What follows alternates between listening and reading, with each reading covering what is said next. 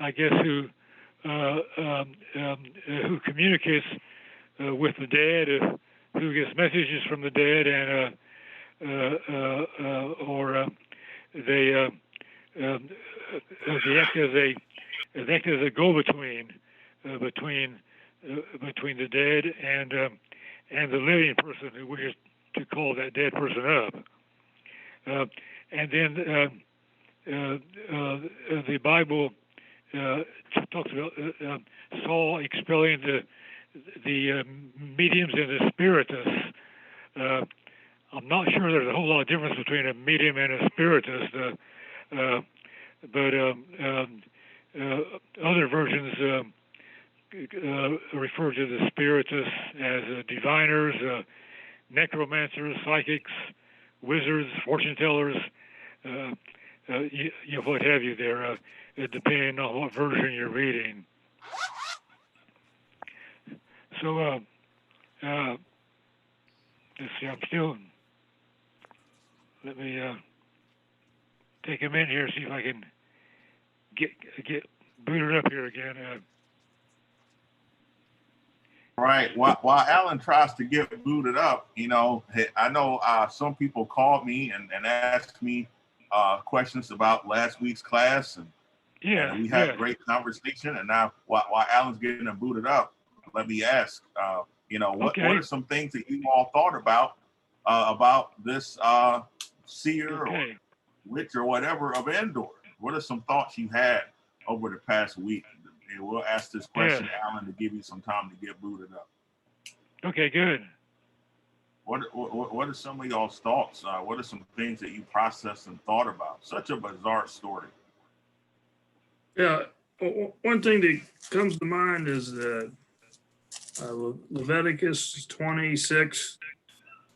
I will set my face against anyone who turns to mediums and spiritists to prostitute themselves by following them, and I will cut them off from their people.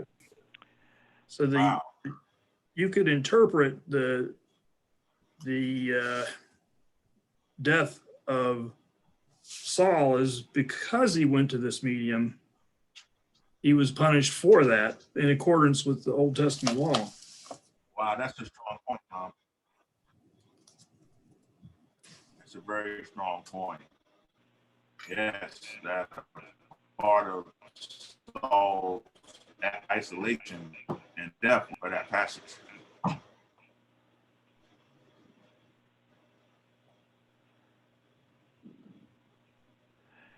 Yeah, that's good. Anyone else? But I think my internet was unstable for a while, so think about that.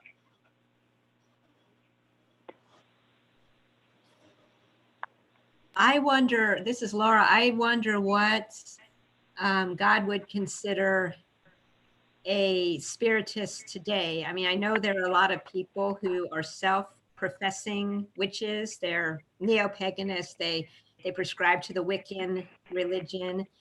I'm wondering what God would call, if there's the same criteria today, what practices are considered an abomination, and if God holds that same standard today. Yeah. Very good question, Laura.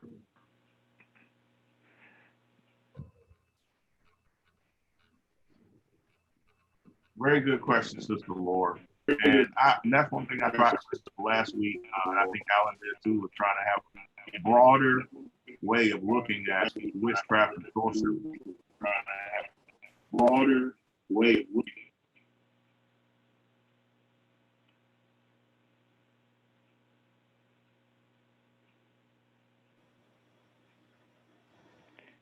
Yeah. I was just doing some browsing on the internet this afternoon on the word spiritist, and I found out that there was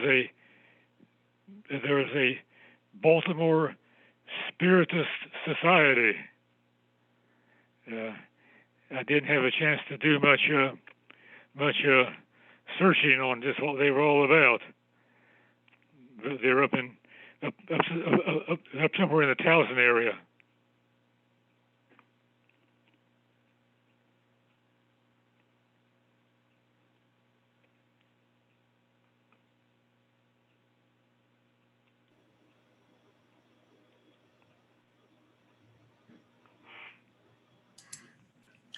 I feel sometimes guilty. I watched a show, The Star is a character called Allison Dubois. The show's called Medium. You know, I found the show very entertaining, but I feel a little guilty because, you know, the Old Testament does come out against this thing pretty strong. Yeah, I'm curious though. I mean, what do you all think? I mean, I know that it's pretty obvious to point out psychics, and it's pretty obvious to point out palm readers and people like that. But I'm curious, what do you all think about? Well, Alan, we can see Alan's beautiful face. Look at that. Look, Alan is back. I'm curious. There. Yeah, go ahead.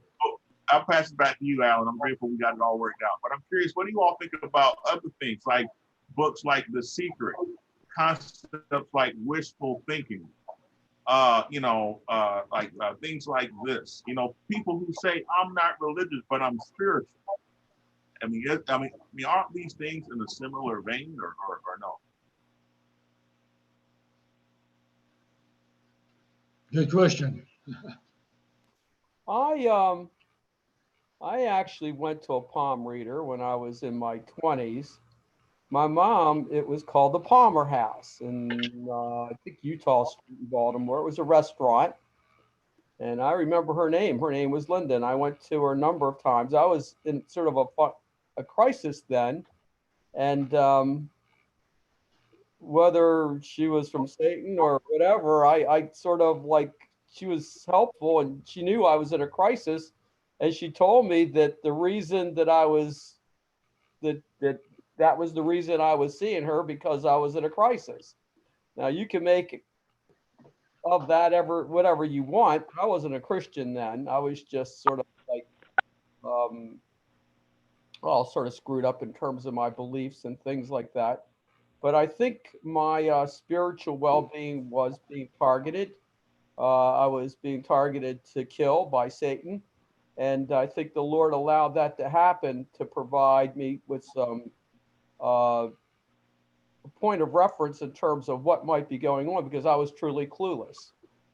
And having come from a Catholic background and then actually departing from the Catholic belief or the Catholic practice, as it were, and then not having any religious or at least substantive religious affiliation whatsoever, I was very vulnerable. And Satan knew that. And the Lord, I think, allowed me to meet with this woman on more than one occasion to give me answers. I don't know what you may think of that, but she did provide answers, you know, in terms of what was going on, because I was clueless and I knew that I was being attacked, but I didn't know how or why or where to respond to that. And that was my mom was the first person who went down there, and I was sort of suspect of the whole thing, but I went down there and I dabbled. I'm not saying I dabbled with it. I just sort of like started meeting with her, and that happened way back in the late 1970s, early 1980s. Thank you, Mark. That's good. See, one key phrase that you said there was you said you were vulnerable, and I think into that story we are going to see Saul in a very vulnerable position, and that's what sometimes perhaps drives people to see spiritists or mediums. You think? Alan? Yes. Okay. So this kind of goes along the lines with what Tom said. I don't know if he's ever seen this, but there's a show on TV called The Long Island Medium, okay? And I used to watch it, and it was very interesting, like he was saying about the one he was watching. This lady is a devout Catholic, and so she says, and she would talk to groups of people in their homes, or she'd be in a store or something like that, and all of a sudden she'd go over to somebody and she'd start talking to them, and the things that she would say to them, you know, according to what you're watching, there wasn't somebody standing there, you know, feeding her the information. But then I started to think about it, and I thought, wait a minute, this can't. She thought that this was all coming from God. Okay. So I got to thinking about it, and I thought, no, I can't believe this. I don't think this is. So I quit watching it. Okay. And so I think that brings up the question that came up last week. Where is all this coming from? This medium and the idea that she can bring up spirits, and you know, now she's bringing up Saul and so forth. Where is all this coming from? I mean, is God allowing this? I'm not saying he's doing it, but I said, is he allowing it? Does she actually have some sort of a power? I mean, I know last week you gave like 4 different I don't want to say versions. What am I trying to say? That you said are typical, or they're the thoughts of what all this is about. You gave 4 different ones, you know, like one's from the devil, one's from God. You remember that last week? You did that. So I'm wondering, where is this coming from? Who is this coming from? Yeah, yeah. We know that the Apostle Paul talks about principalities and powers in this world. I think we know that there are evil forces in the world, evil powers that are certainly beyond our sphere. We probably don't completely understand what is out there. We know that they can't.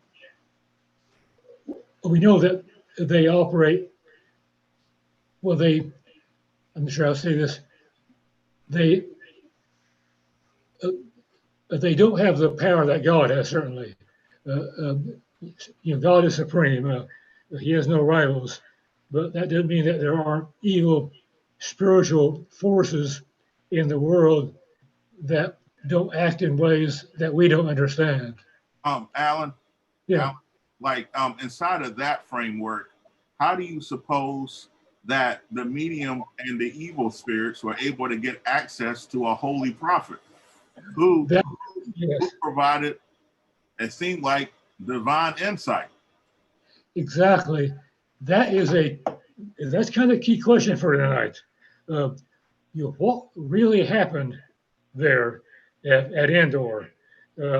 And let's just read those verses again, very carefully to make sure that we all are on the same page here. But that's kind of a key question. So starting about verse 11,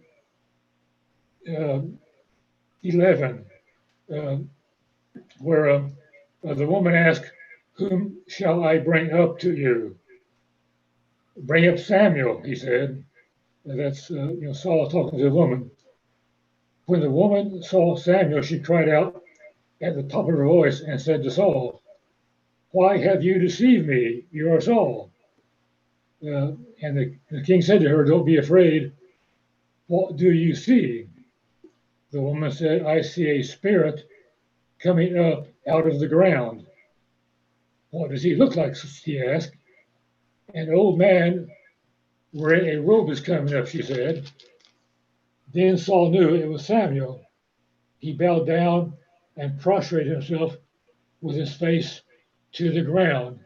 And Samuel said to Saul, "Why have you disturbed me by bringing me up?" Okay, there's a lot to talk about in those few verses there. Saul came to the medium asking her to bring up Samuel. Then I guess the woman went into her usual rituals there, and then something frightened her, something disturbed her. Apparently she actually saw an apparition. Many commentators think that the fact that she was frightened and she saw the apparition was because she was essentially a fraud she only pretended to bring people up, but this time some sort of being actually came up, and that scared her. So then she figured out that this was Saul that was asking her, as if she probably didn't suspect that already. I mean, he was the tallest guy in Israel, so how could you miss Saul? Uh, but uh, uh, but so then she so then what's happening here? Has she really brought Samuel up? There are a couple of primary schools of thought on this. The first theory is that God Himself intervened in this situation, and by His power raised up Samuel to appear to Saul, and the purpose was to deliver a message to Saul. The other view on this is that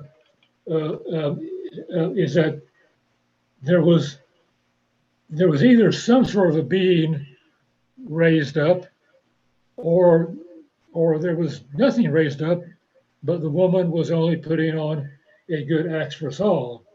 Those seem to be the two main schools of thought.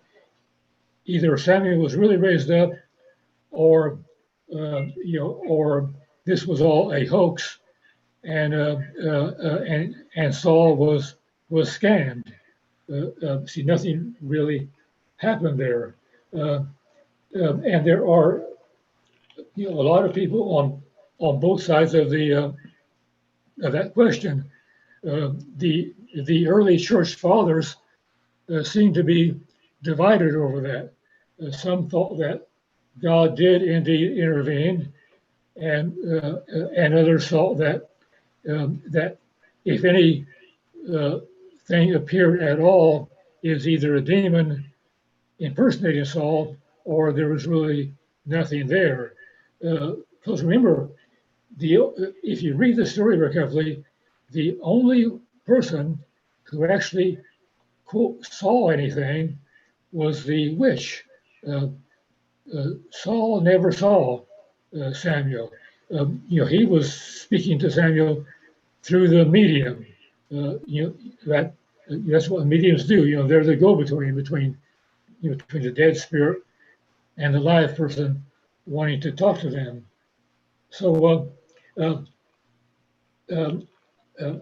I've been doing some. I was curious as to what Kaufman would have to say about this. That's James Burton Kaufman.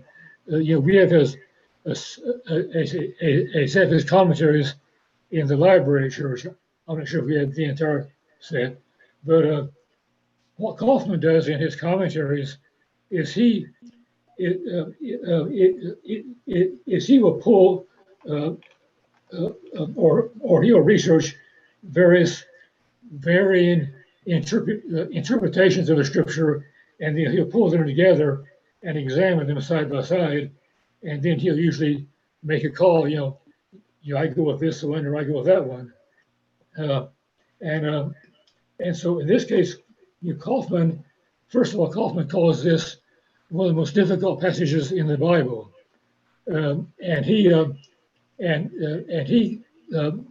he turns these verses inside out and examines them very carefully, and he quotes a lot of different commentators from the past, and the conclusion that he comes up with is that Saul was the victim of a hoax here.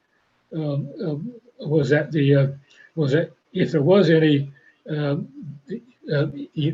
actual being that came out, it was a demon. So this would have been the work of the devil. But he feels that God would never ever have allowed a medium to or a demon to to disturb one of his faithful prophets, nor would God have intervened and brought Samuel himself after he had told Saul that he wasn't going to talk to him anymore. And so why would he reward Saul and bring up Samuel, just to appease Saul and to and to do the bidding of the witch here.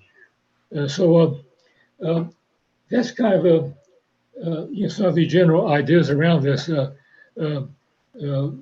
So does anyone want to chime in their views on that? Yeah, I'd like to say something.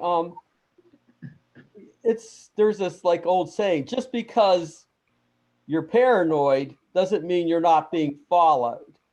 And the thinking there is, yeah, there's a lot of hoaxes, a lot of people who throughout the years, and gypsies and everyone else, have looked into crystal balls and did all kinds of crazy things. And but that doesn't mean that it's all false, that it's all a charade, that it never has any kind of substantive power. I'm not saying necessarily good power. It could be, obviously, it's probably evil power. But just because there has been hoaxes doesn't mean that they're all hoaxes. Now, when this particular commentator is saying that it's a hoax, does he simply mean that it never occurred, or that it was never a genuine sort of, it really wasn't Samuel who was being sort of raised from his rest, or whatever the case might be? Okay. Hello. Hello, Alan. Yeah. Can you hear me? Yes. Yes. I wanted to. I really appreciate Mark's comments, and I wanted to share also that, like, I think one thing when it comes to commentators is that sometimes the Bible will present to us these theological quagmires, Yes. and when it does that, people have a tendency to sometimes they want to make up things that make them feel most comfortable. So they will try to connect the dots themselves to make themselves feel more comfortable. But I think that with a flat reading of the text, meaning that we do not put inside of it any assumptions, with a flat reading of the text, it seems the text is leading us to believe that Samuel communicated with Saul. I mean, I'm just saying the text itself. I'm not trying to say, I think for us to get to the conclusion that you just gave, we have got to go and create an assumption based on our own, based on the ways we feel uncomfortable about what's happening in the text, And I appreciate the text that Tom read from Leviticus.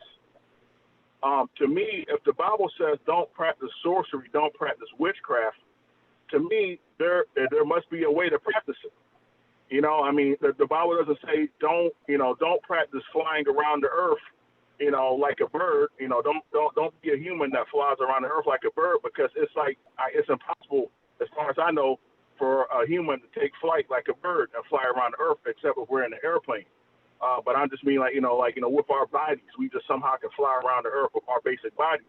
The text don't say that, but it does say do not practice sorcery and witchcraft, and it's pretty strong with the language around it. So there must be some way that people can actually practice this, and God condemns it. God condemns people, manipulating the spiritual world for negative human effects. So I'm just saying, I guess my question for you, Alan, is what do you think the text is saying flatly about this? Like what, without any assumptions, what do you think the text is leading the reader to believe? And another way to say this is, what would be the authorial intent? What did the writer want his original audience to understand from this story? Yes. What does the writer wants to come away with? And I think I think a flat reading of text says, excuse me, the text itself certainly leads you to believe that it was indeed Samuel. On the other hand, it seems to me that that what kind of lesson does this leave the reader with? If it was Samuel, well then you might get the idea. Well, if God doesn't want to talk to you, you go to a witch, and the witch or that medium will fix it for you, so that so you can talk to Samuel. So it's almost as if God would have been rewarding Samuel for bad behavior here. But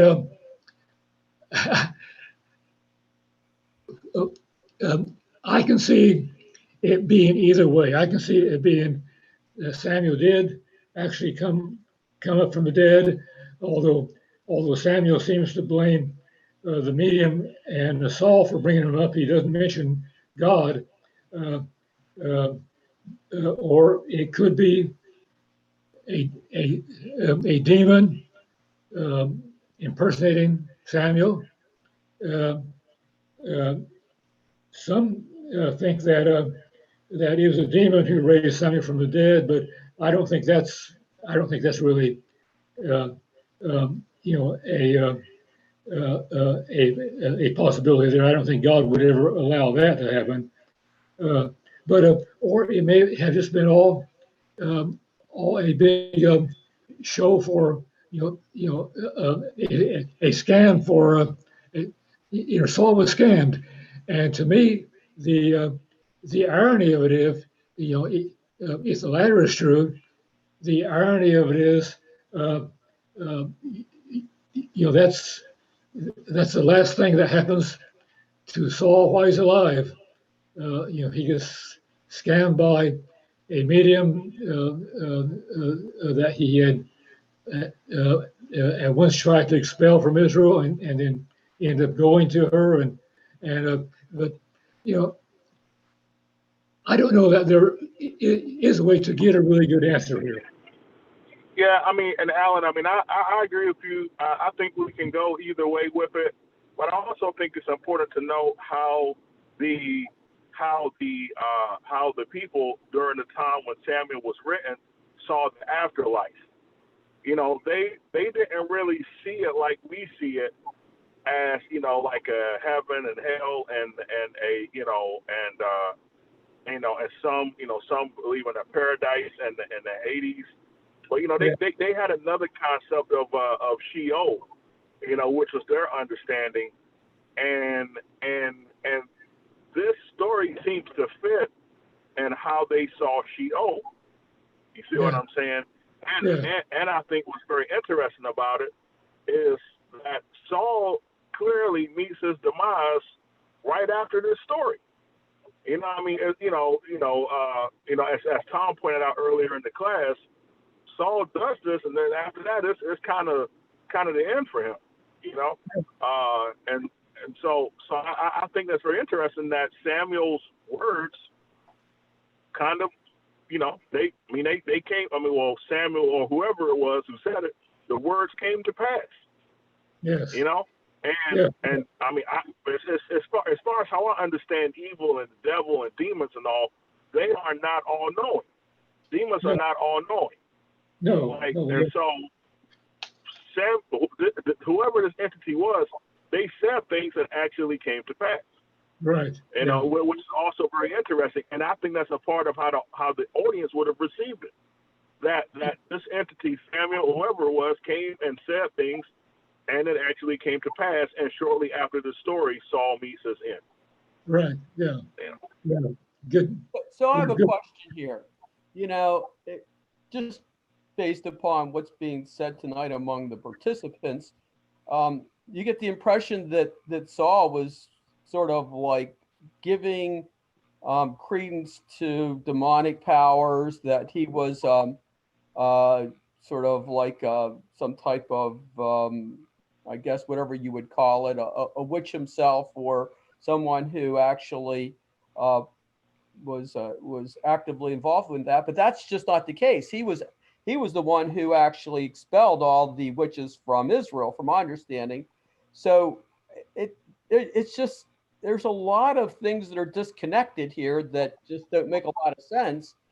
And I sometimes I'm a little suspect of commentators who read into text when, knowledge and beliefs and understanding that's just not evident there. It's just maybe their interpretation in terms of who and what God is, and who and what the devil is, and who and what people are, and then they draw inferences.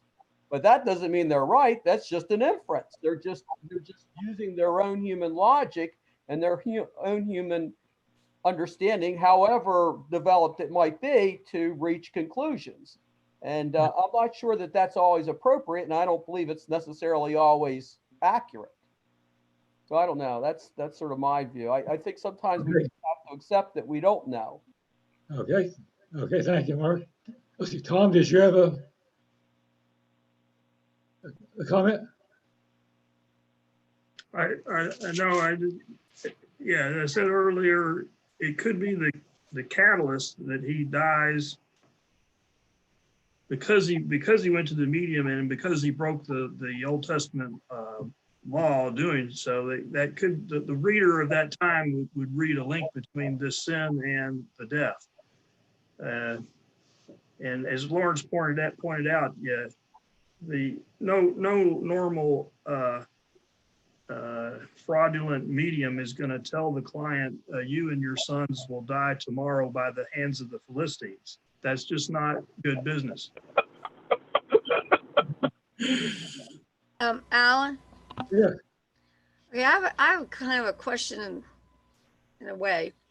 I know that when we've had all these classes in the Old Testament, you said more than once, and other people have too, I think, that God uses different people to get across his message sometimes, right? I mean, we had that in, Right. was it with Baal? Okay, so I'm wondering here, this message that is given to Saul about what's going to happen to him in the future, which is, I mean, a prophecy that in that way. That's what I'm wondering. I mean, is this woman being used to get that message to Saul, through Samuel? That's what I'm wondering. I mean, because Yeah. Tom, I understand what Tom is saying. God is against all of this, but at the same time, we've seen him do things in the past, and in some of those books that we went through, where he uses people that, we wonder, well, how come he uses them when they're not followers of him, but he can use whoever he wants. Well, Just asking whether or not that's a possibility. Carol, as I listen to you, I'm reminded of a text from Genesis around Joshua. Joshua's brothers, let's see, Joseph's brothers did some evil things to him, but Joseph ends up rising like cream to the top. And later on, he says about it, his experience, that God can use evil for good. And I think about Nebuchadnezzar, who was evil, but God used Nebuchadnezzar for God's goodness. I think about Pharaoh, who was evil, but God used Pharaoh for God's goodness. I think about Judas, who was evil, but God used Judas to bring salvation to us and adopt us.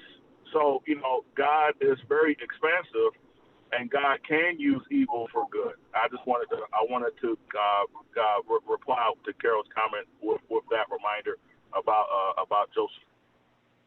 Okay, thank you. I see Stephanie has her hand up. Stephanie, did you have a comment?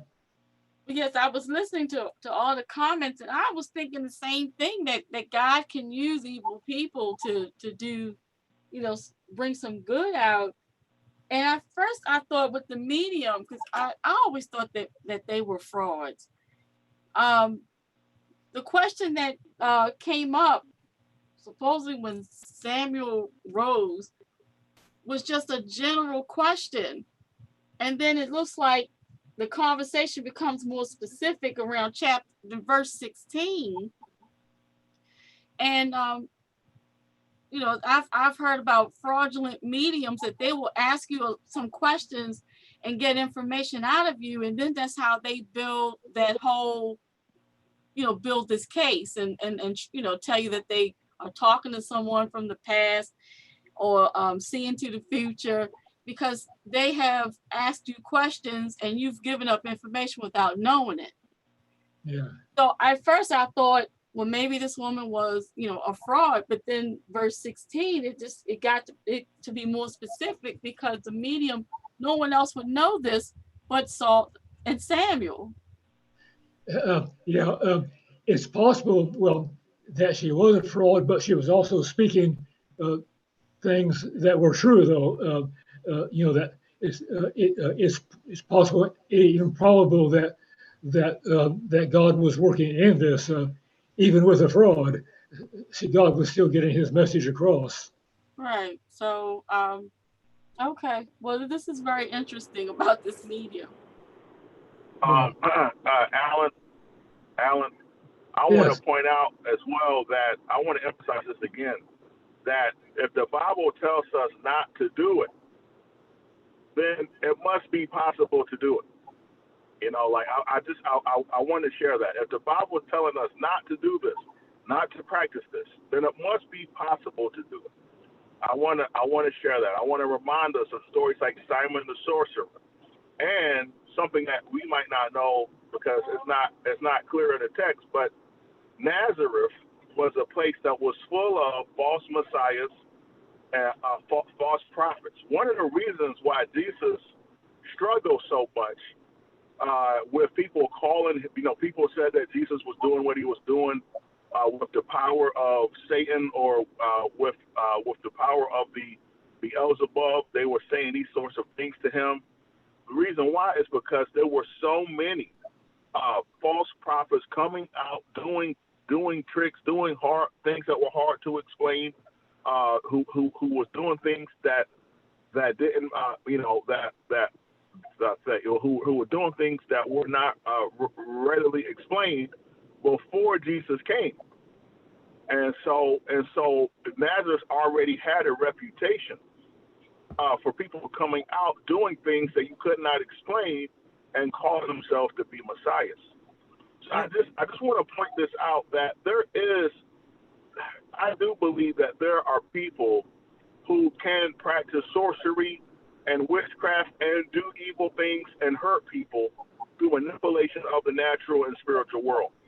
And the reason why I think it's important for us to note this, and it's not just a mute point, is because we need to be on guard for people who do these things, because they are oftentimes very crafty about it and highly manipulative.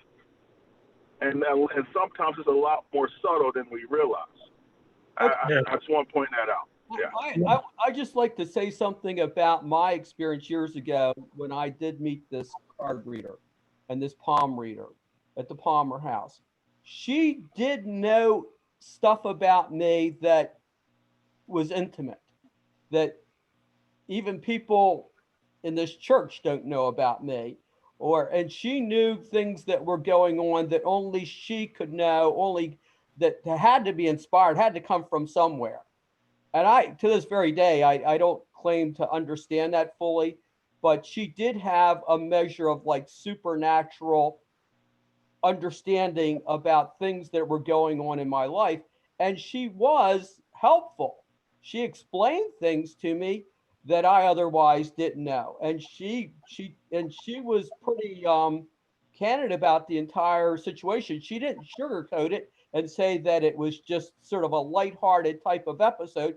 She said that God had allowed this to happen and actually caused this to happen because God was concerned about me and God didn't want me to perish. And you can make of that whatever you want, but that's pretty much what she said. And she knew things that other people didn't know. So I'm just reporting the facts as I saw them. And however you want to interpret that, well, I don't know. Even myself, I'm not able to do that. Okay, thank you, Mark. Anyone else? Yeah, I wanted years ago. This may be a little bit off the subject, but years ago there was it was called the Ouija board that was very popular, and people would go and use a Ouija board and ask it questions, and then it would answer it. I had a friend. This is back when I was a teenager. My sister and I, we had a friend that was using the Ouija board, and we told her to stop doing it because it was definitely wrong. So I don't know if anybody else has heard about that or not. I had one, Sandy. Oh, okay. I had one, and this was when I was a kid, because I was really reading up on witchcraft and things, and I had a Ouija board. I got it for a gift or something. And my sister was concerned about me, that she came to me and she gave me this look that really frightened me. She's like 9 years older than me. And she says, you better, and pointed her finger. She said, you better stop playing this with this Ouija board because you're inviting evil spirits into this house and into you. So you better stop. And after that, I stopped playing. I lost a desire to play with it. And, sometime later, she threw it in the garbage can. Yes, good. Yes, good. That's how she came to me out of concern. You better stop it. Stop reading these witchcraft books, because I used to watch Bewitched and stuff, and they used to be funny. And that's why I really didn't, really believe in it, because they were TV shows. So I started reading up on it. It was like a lot of things that I couldn't understand, and I kept reading it and trying to, and I was curious about it. But she stopped me, and the look on her face that day said to me, okay, you better stop messing with this stuff, because she's right. And I haven't looked back since. Yeah. Okay, thanks. That's a good story there. Yeah, I remember as a young a kid, she tried out a Ouija board once. I never could get it to do anything, so it entered at the bottom of my closet, and she never to see the light of day again. I never got the hang of it. Okay, anyone else? Yeah, I want to close here in terms of my comments, only because I have had some, I'm going to say, extraordinarily negative episodes with such matters years ago, and it's still affects me, to be honest. People think of the occult as being sort of like, I don't know, witches or is it Dungeons and Dragons and playing games and Ouija boards and things like that. But it's much more expansive than that. I mean, the Rolling Stones would sing about the occult. How many rock groups sang about the occult? And it's closely associated with drug use and all kinds of other. Pharmacia is a Greek word that's used to sort of describe, and from the word pharmacy, or the Right. word pharmacy is from the Greek word pharmacia, and that original word was associated with the sort of like supernatural powers and perhaps demonic powers, and from a modern context, we tend to just sort of dismiss it. But there's an entire realm out there, and Satan is active in that realm, and he's almost arrogant about it, because he carries on as if he could do these things, and because people don't believe it or don't believe in him, he's pretty much impervious to any kind of like, pushback or anything like that, and that may be the case. So it's a very, very dangerous, very hazardous type of, you know, sort of like supernatural world that exists out there. And people just sort of fall into it a lot of times without even being aware of it. Yeah. That's sort of what Yeah. happens. You don't have to actively be seeking it. Sometimes you could just be around people and, and then all of a sudden things are happening and, you're at parties and stuff like that. And these things are going on and it's very evil and it's very demonic. Yeah. I think the Apostle Paul often tried to warn people against getting involved with idol worship, not because idols were anything, but because of the evil demons that lurked behind them. And he knew that it's very easy for them to get caught up in this, in this very dangerous world that they did not understand. Alan? Yeah. A while back, the word vulnerability was used, and I'm just wondering, when we get into different states of our, in our mind, problems, things that are going on, and we're searching for answers, that when we get like that, when we get vulnerable, that we could turn to all different kinds of things to try to find the answers. And they're not always, okay. So they're not, what I'm trying to say is they're not from God. They're not of God, but we're searching, we're looking for an answer. We're trying to find what's going on here. So if we're vulnerable, we're basically going to listen to almost anything. I'm thinking, I don't see it that much anymore on the TV, but I do remember years ago, these different, they called themselves preachers, but I keep remembering about this one, I don't remember his name, but he would have these big audiences in front of him, and you'd have people coming down on crutches and all kinds of things, and he'd lay his hands on them, and the next thing you know, the crutches were gone. And I mean, I used to say to myself, if you really can raise the dead, then take me out to a cemetery and raise somebody and I'll believe you. I mean, to me, he was a total fraud. And I think there was a lot of them that were total fraud. But if you are vulnerable, you're going to grasp for straws and you're going to believe almost anything that is said to you. And so, I think, like it said, you got to be real careful about who you're listening to, who you're following, and the answers that you're getting, because they're not necessarily coming from the right source, is guess what I'm trying to say. That's right. Was it Angeli? What's his name? Ernest Angeli, that was one of those sort of like preachers who would sort of lay hands on people and heal the sick. I think years ago, there's been quite a few. Emil Gantry, who was a fraud, so yeah, they're still around actually, and especially in a lot of Pentecostal churches, and people believe it. I'm not saying it's never genuine.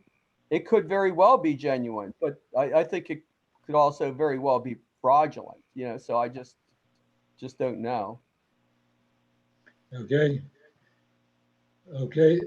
And Laura says, idols were demons disguised as wood and gold.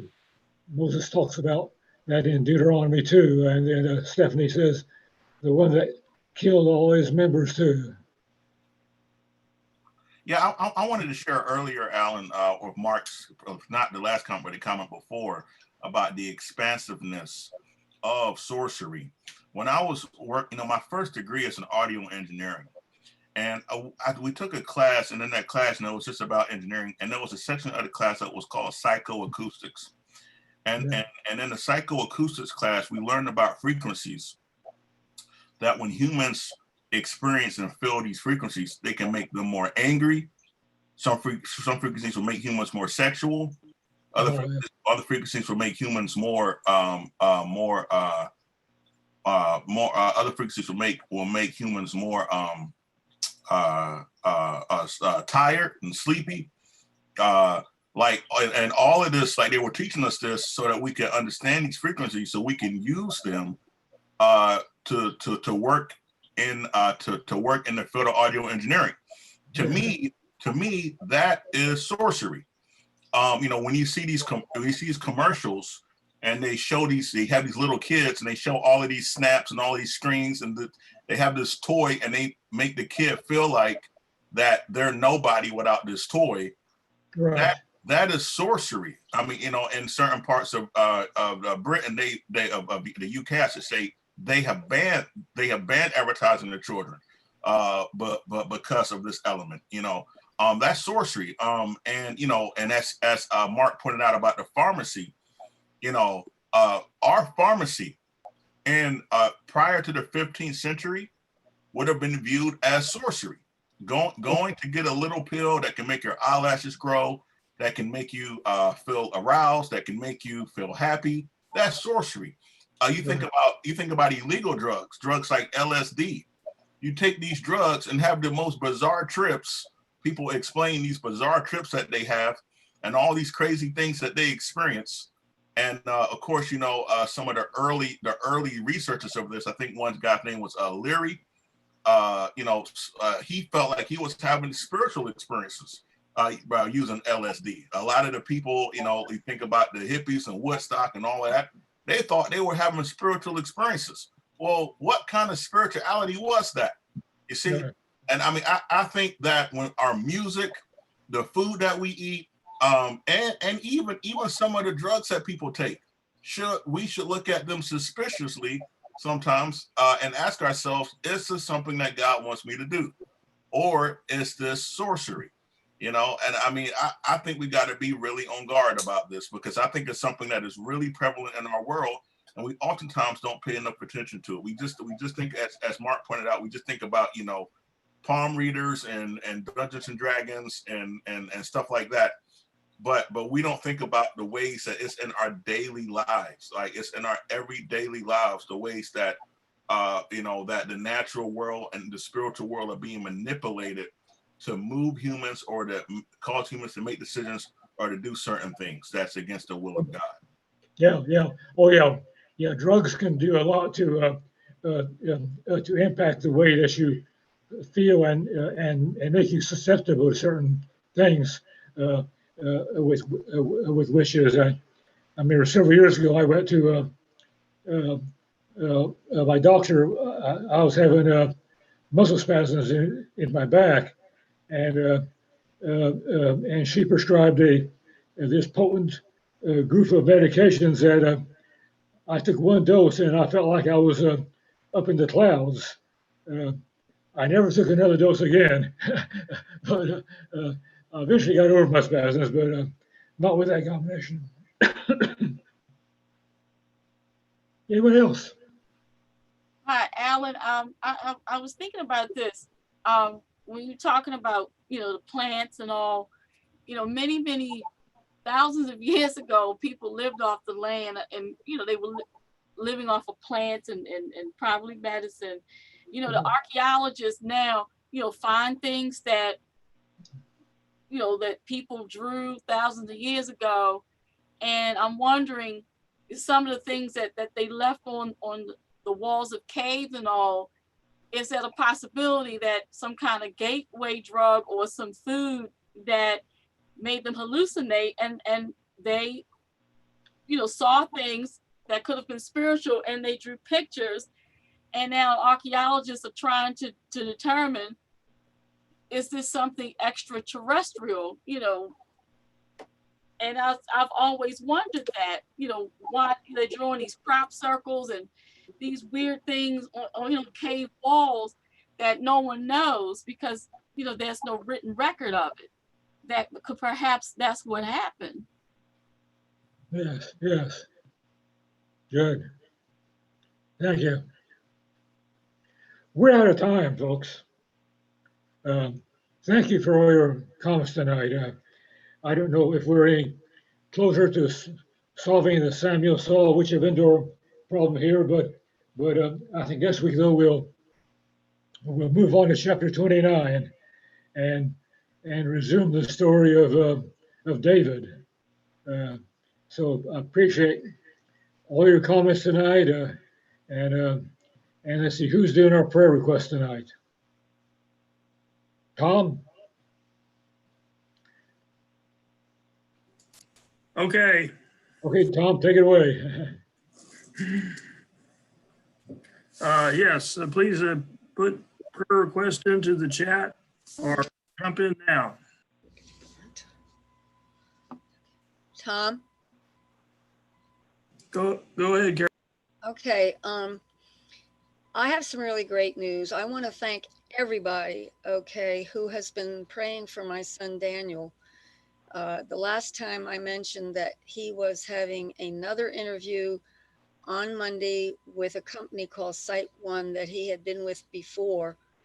And my oldest son, Anthony, works for this company, and he's had a lot to do with the results. So what happened is my son has gotten the job, and the salary is much higher than where he is now. So he will be able to stay here and move forward with their plans that they had. So I really want to have